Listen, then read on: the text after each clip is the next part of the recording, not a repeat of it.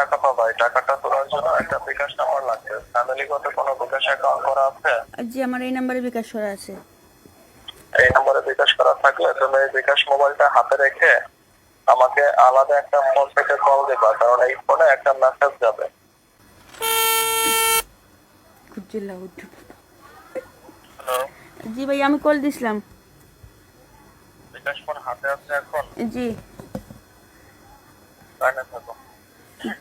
জি বলো বিকাশ নাম্বারটা বলো। 0171। ভাই জি ফোনটা একদম হাতে আছে তো? জি হাতে আছে। এখনই দেখবা এই বিকাশ মোবাইলে একটা মেসেজ যাবে। হ্যাঁ, জি মেসেজটা ওপেন করলে দেখবা ওর মধ্যে এক জায়গায় 6টা সংখ্যা আছে। জি স্টুডেন্ট সিরিয়াল নাম্বার 6টা সংখ্যা। ওটা কত কত আছে দ্রুত করে বলবা। অ্যাক্টিভ করার জন্য সময় থাকে মাত্র 30 সেকেন্ড। ঠিক আছে? জি ভাইয়া। বিকাশ ফোনে একটা মেসেজ যাবে, ওর মধ্যে এক জায়গায় 6টা সংখ্যা থাকবে, দেখে বলবা। হ্যাঁ, জি আচ্ছা। দেখো কোনো মেসেজ গেছে বিকাশ ফোনে? জি না। যায় নাই? জি না।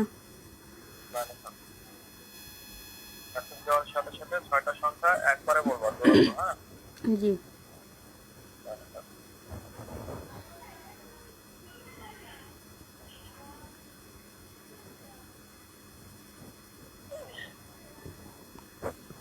দেখো এখন গেছে। জি 6টা সংখ্যা আছে, দেখে বলো। জি 256530। একবারে বলতে হয়, এটা 30 সেকেন্ড সময় থাকে। হ্যাঁ, ওটা ডিলিট করে দাও। তুমি ওরকম আরেকটা যাবে, এটা দেখে বলো। ঠিক আছে? জি তো আমি টাকা পাবো কিভাবে? ওটা ডিলিট করে দাও। টাকা পাইমু কোন দিন? হ্যাঁ, টাকাটা কোন দিন পাবো? নাম্বার অ্যাক্টিভ হয়ে গেলে আমি জানিয়ে দিচ্ছি কখন টাকা পাবা। জি আচ্ছা। ওই মেসেজটা ডিলিট করে দাও। সেম ওরকমই আরেকটা মেসেজ যাবে, এটা দেখে বলবো। হ্যাঁ, জি দেখছো? জি লিখছি। দেওয়ার সাথে সাথে 6টা সংখ্যা একবারে বলবো। আর সব ঠিক আছে, একবারে বলে দেবো। হ্যাঁ, জি জি আছে। বলো বলো 86 বলো। 861255। দুটো বলে থেমে থাকো কেন? জি দুটো বলে থেমে থাকো কেন? বললাম যে একবারে বলবা। দুটো বলে থেমে থাকো, তখন সময় থাকে নাকি? 6টা সংখ্যা তুমি একবারে বলে দেবো, শুনতে পাচ্ছি। তুমি দুটো বলে আবার থেমে থাকো, আবার কতবার করে দুটো বলো, তখন সময় থাকে। জি আচ্ছা। ওটা ডিলিট করে দাও। দেখছো? জি করছি। লাইনে থাকো। কিসে বলো তুমি? Inter second year. দেখো গেছে? বলো। মেসেজটা আসে নাই। জি না মেসেজ আসে না। বিকাশ নাম্বারটা বলো তোমার। 0171। নাম্বার তো ঠিক আছে, মেসেজ জানো না? জি না। এটা কি অ্যান্ড্রয়েড ফোনে করা না আমার ফোনে করা এটা? অ্যান্ড্রয়েড ফোনে। আচ্ছা, ফোনে মেসেজ দাও। আরেকটা ডিলিট করতে না সব? জি লাইনে থাকো। দেখো গেছে? জি আইছে। বলো বলো। 245990। লাইনে থাকো। তুমি বন্ধু কালা পাখি। হ্যালো, জি ভাইয়া বলেন।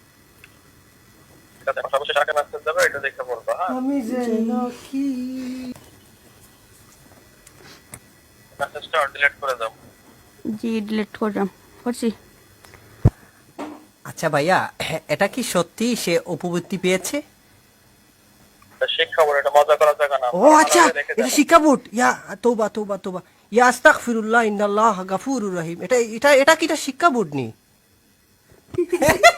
সুপ্রিয় দর্শক, আসলে একটা নাম্বার থেকে গতকাল দুপুর 2টা 20 মিনিটে একটা ট্যাক্স এসেছিল।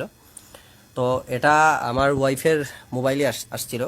তো যেহেতু উনি বিয়ে পরীক্ষা দেবেন সামনে, তো উনার আসলে প্রথমে ভেবেছিলেন যে উনার সম্ভবত উপবৃত্তি আসছে। তো এরপরে আমি বললাম যে থাক, পরে সুযোগ করে আমি একটা কল দেবো। তো এই মুহূর্তে কলটা দিলাম। আজকে শুক্রবার, এখন রাত 6টা 7টা প্রায়। তো আসলে এরকম অনেক ধান্দাবাজ আছে, এরকম অনেক ফ্রড আছে, যারা আপনাকে ফোন দিয়ে, যারা গ্রামে বা অনেক সহজ সরল মানুষ আছেন তাদেরকে ফোন দিয়ে বলবে যে আপনার উপবৃত্তি এসেছে, ভাতা আসছে ইত্যাদি। এর আগেও একবার হয়েছিল, সেটা আমরা লাইভ সরাসরি করেছিলাম।